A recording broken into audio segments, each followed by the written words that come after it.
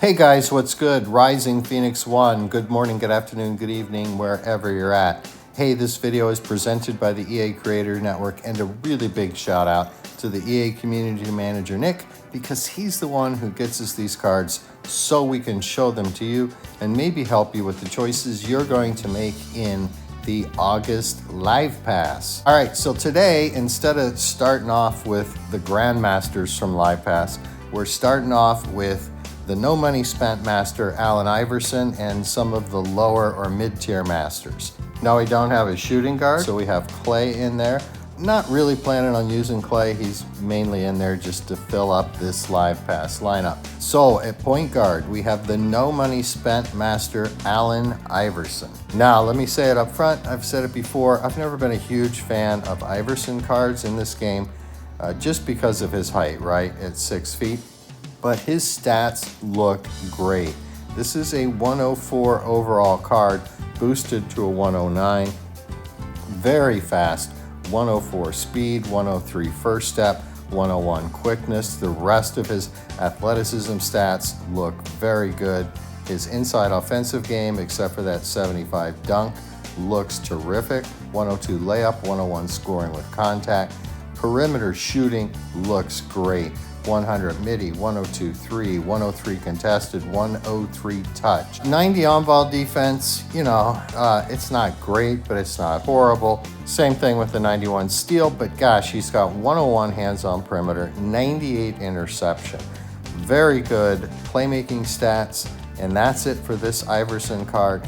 This is, in my opinion, a very good-looking card, and this is your no money spent or standard path Live Pass Master. Now moving on to ELGIN Baylor, he is a store card. He is the card you get if you buy the MVP Plus bundle. And look at that 103 outside scoring, 100 inside scoring, and here we go. 100 speed. The rest of his athleticism stats, they're okay. They're not great, but they're okay. 94 and 93 offensive and defensive rebounding is quite good for a 105. Small forward, inside offensive game, top right hand corner, looks great. 101 layup, 105 inside the paint, 101 scoring with contact. And then his perimeter shooting is terrific. 106 midi, 103 3, 105 contested, 102 touch. 94 on-ball defense, now that's looking pretty good. And the rest of his defensive stats, 95 interception and 94 drawing offensive foul, those look pretty good too. So for me, the main ones are interception and on-ball defense at 95 and 94. He also has some decent playmaking stats. His box out looks good, and that's it for this ELGIN Baylor card. And my experience with this card is he is really, really good. All right, so now we move on to our mid-tier premium path master. And this is Chris Webber. He is a 104 boosted up to a 108, and he has a post defense boost to position. All of the Live Pass boosts so far this season, including this month, they're all position boosts. I don't have a problem with that. These Live Pass cards are the premier cards in the game. The Grandmasters tend to have the highest overalls in the game, and they're extremely well built. So these cards, in my opinion, don't need boost to team, and if they had boost to team, we'd lose all control over our team overalls. Things would just go bonkers, right? All right, let's take a look at his stats. His athleticism stats, they don't impress me except for a really nice looking 101 vertical. Rebounding looks good for a power forward, a 104 power forward at 195. Box out at 98 and 98. Looks pretty good to me. Upper right hand corner, inside offensive game looks just fine. Perimeter shooting actually looks pretty good. 97 midi, 85 3, 90 contested, 98 touch. His on-ball defense at 97 looks great. The rest of his defensive stats, 96 block looks very good, and 99 drawing offensive foul looks very good. And then he's got a very good looking defensive post game, and that's where he's giving himself the +2 boost, bottom left-hand corner to post strength, post footwork, hands in post, upper right-hand corner, an extra +2 to block. Really nice looking card for a 104 power forward. And then finally, we get to Dwight Howard. He is the mid-tier master on the MVP path. He is also a 104.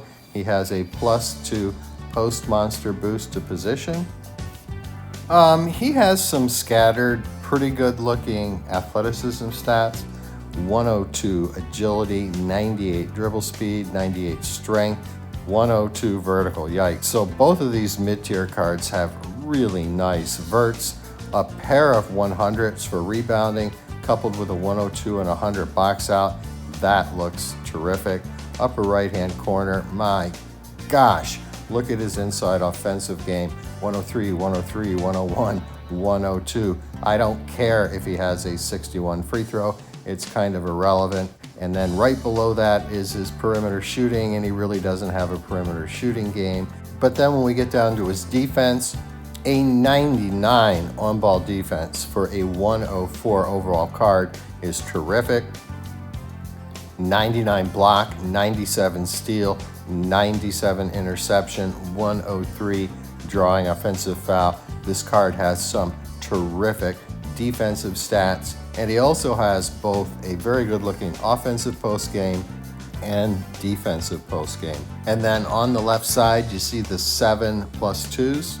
That's coming from the post monster boost he's giving to himself. Plus, in the upper right hand corner, that +14, 2 of that is coming from the post monster boost. So it looks like they've done what I think they should do with the post monster boost, and that is to include block. Now, before we were just getting the 7+2s on the left side. As we just saw with Weber, the defensive post boost includes the bottom 3 on the left side and then block in the upper right hand corner. So that's a good thing, right? So now post monster, instead of boosting 7 stats, is boosting 8 stats, as I think it should. So good move there, right? Good move there. So these may be the lesser masters, 3 104s and a 105, but it should be self-evident that these are really, really good builds. We've been getting good builds again now for a while, and that's absolutely critical to the game at this point, right? In my opinion, what's really keeping Season 6 alive, so to speak, are the builds, which have been terrific, and the boost structure, right? The boosts that we're getting. All right, we are going to jump into Showdown. We are going to play one. I've played a couple warm-ups with these guys. And, you know, Iverson can hit the shot, but you got to give him an opportunity not to get blocked. Baylor is terrific. And Weber especially really likes to crash the boards. Dwight Howard does a really good job too. So this is a good power forward center tandem here in this lineup. All right, let's do it. Let's jump into Showdown. Let's see how these lower live pass masters can do. Oh, jeez, look at that. 110 Magic with a buzzer beater, 110 Harden with a preloaded clutch, Durant with a clutch, that 109 Duncan with a clutch, and then Taco Fall. I'll tell you what. If we get the ball to Clay and he's open, he just happens to be open with the ball, we're taking the shot, all right? Change it up here just a little bit and see how we can do. And the key at the end of the game is to control the clock so that they're not inbounding the ball with like 0.3 seconds left, because that's going to be enough for him to get off a full court buzzer beater, and that would absolutely stink, right? All right, Elgin Baylor, let's take it to the wing over, I think, KD. Nice. Very nice. He's really good from the perimeter. Ooh, they missed. Clay with the board. Let's go, Dwight Howard. Boom. All right, wrong promo. Boom. Let's go, come on, play some D. Oh gosh, Iverson on a 110 Magic. And there's the 3-point clutch zone for Harden. Saw that one coming.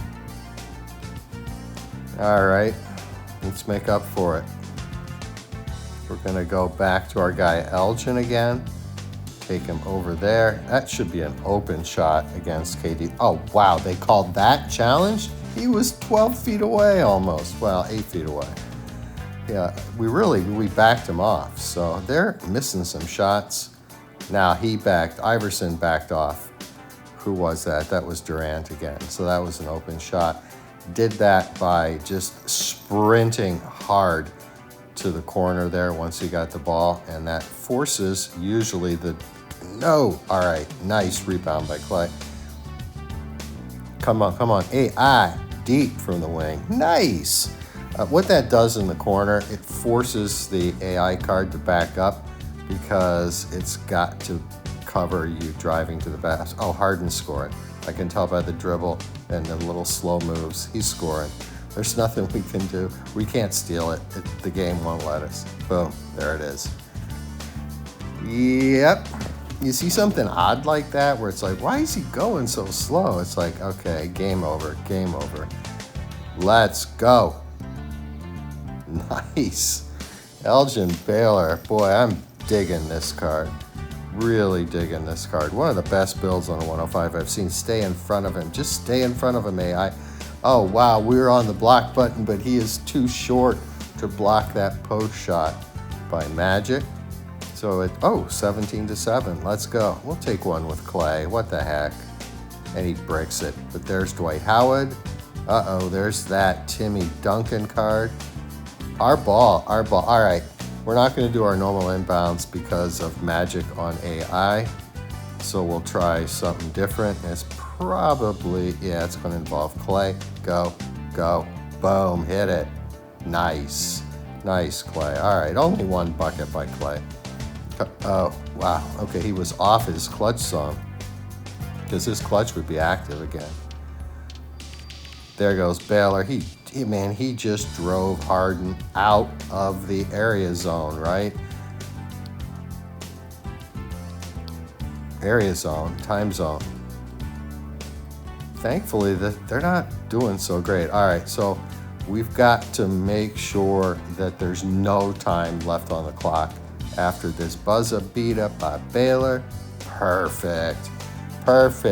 Yeah, buddy, 26-7 plus 19. These guys were definitely overmatched, and this is not autoplay. Okay then, so, Iverson, he didn't really do much on defense, but he's a 104 playing against a 110 Magic. And so the goal with him was keep him in front of Magic and hopefully keep Magic from driving. And really, Magic was a non-factor offensively, except for that one little turnaround post shot. ELGIN Baylor, he was just terrific. This is an extraordinarily good build. But again, this 105 Baylor is a store card. And then we get to our mid-tier masters, who are our bigs. Chris Webber looked pretty good. Dwight Howard looked pretty good. These cards are both very good mid-tier cards. Being that they're 104s, they're gonna have a pretty short shelf life, but what the heck? You're gonna be able to use them for a while. And for the most part, nobody buys Live Pass Premium or MVP for the mid-tier card. They're buying it to get the Grandmaster. But I wanted to show you guys these. You know what? I'm not going to call them lesser masters after how they just played. I just wanted to show you these other masters, right? Iverson looked good. Baylor looked great. Webber and Howard had a presence in the paint.